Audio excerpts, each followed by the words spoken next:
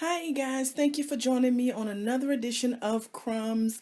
I'm so happy that you are here. Stay tuned for another exciting message that will be sure to lift your spirit. Greetings to you, everyone. Thank you for tuning in. I am Donna Sneed.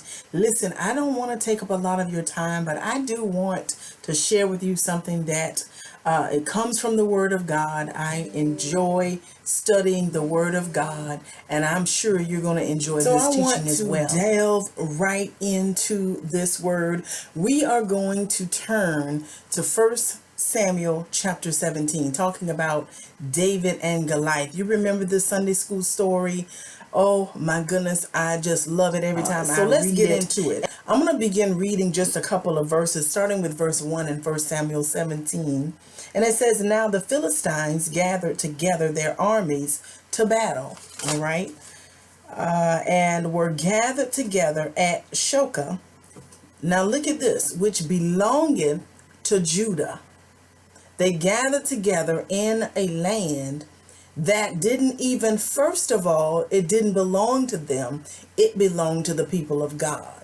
So first thing first, we're going to talk about this enemy who is big, bad, and bold enough, who will step up on your property, who will come up in your marriage. We're going to deal with this enemy, this giant, because we're talking about overcoming giants, knowing how to slay the giants in your life. But let's get through this first verse. It's so good. It's difficult to get through this verse. But they gathered at Shoka, which belongeth to Judah, the people of God, and pitched between Shoka and Azekah in Ephes Dammim.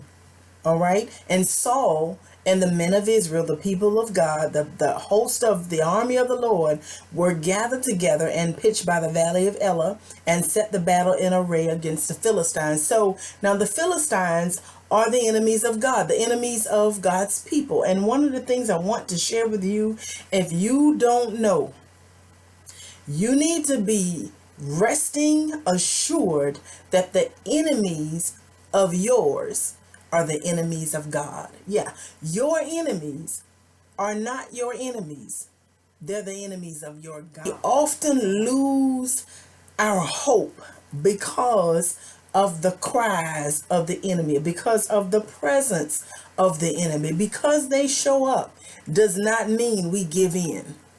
Because it looks like they're bigger and badder and taller and wider. Listen, there were some situations in your life, people of God, that seem so tall and so big and so wide and so deep that you can't get over them, around them, under them, but you just can't escape them. But I'm here to tell you that because Jesus has overcome the world, you have overcoming power. Let's look at this story just for a few more minutes, and then we're going to come back in another session. Talk to you about this bold enemy who is bold today. I mean, he has more confidence than a lot of those of us who say we are believers. I want to challenge you, believer, to do not give in to the loud, I'll leave it like that, to the loud of your enemy, to the sound of your enemy. We've got to know something about David, God's man, God's young man at this time, who had been anointed king in 1 Samuel 16. We see where God sent the man of God to look for him because God had anointed him for himself a king, right? Because of the situation that had gone on with King Saul, God began to look for himself a man, a king who would be able to submit himself to him. All right. So here's point number one. Is God's enemy. All right. Your enemy is God's enemy.